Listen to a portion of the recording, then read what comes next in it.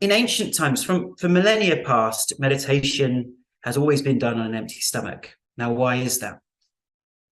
Well, when you eat a meal, a lot of your body's resources go to digestion. Yeah? Which is why sometimes after lunch we can feel that lunchtime slump, that afternoon slump, that bit of tiredness. Resources go to digestion. It's estimated up to 30 to 50% of your body's resources and energy can go towards digestion. And therefore, if you meditate on a full stomach, you are going to get more of a sleepy, heavy meditation. And what we're doing with meditation, and this is really the secret, so we're letting some secrets out here. We are using energy to create more energy, right?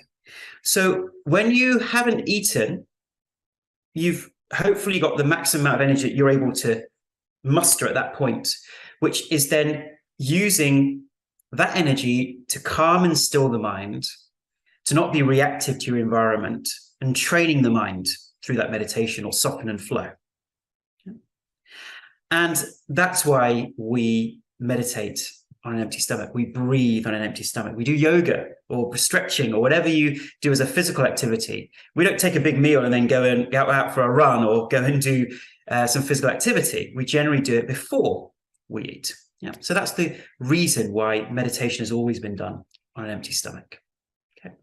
And as we said, if meditation is something that you try and you find an anxious reaction to it and you can't bear with it, then use some other techniques like on our website, the stretching with Heather that we now have, some of the other meditations we put, or relaxation and visualization exercises we provided, and then practice with those for a while to relax your nervous system, and you can always come back to the meditations. So number one is regular daily relaxation. And I would love for you to now experiment with the 30-minute and the 40-minute versions to go deeper. Yeah.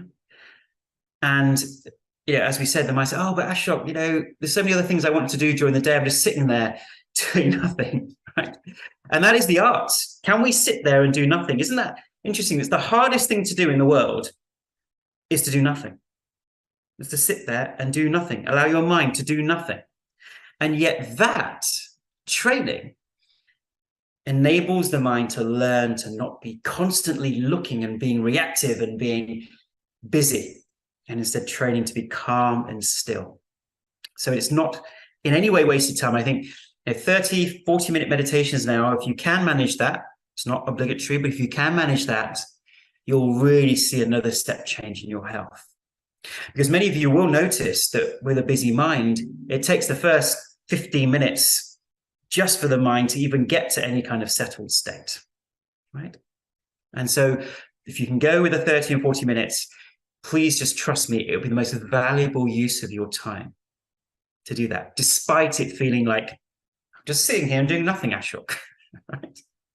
So we provided all the 30 and 40-minute versions. Why are we asking for meditation to be sitting up? Because once again, it is not the equivalent of sleeping or taking a nap, yeah, which is what the body associates with being horizontal. This is training the mind whilst fully conscious to be calmer and less reactive. And studies show the amygdala becomes less reactive when we meditate. Over time, seasoned meditators, their amygdalas actually shrink so that they become less emotionally reactive to the environment around us. And this is science you can Google yourself, you can see this. So these are real physical changes we're making to your brain through this. Now, I'm not just saying this for fun. This is so, so important for your healing. Yep. So let's see if we can extend those meditations a little longer. So that's our first step, is the relaxing the nervous system. And combined with that, you figure out what is something that does help me genuinely relax. Is it having a massage? Is it sitting in a hot tub? Is it, lying down and doing a soften and flow? Some people do soften and flow lying down. That's the one of them that you can do lying down. Is it something else? Is it sitting in nature? Whatever it is that relaxes and calms your nervous system, yeah, do more of.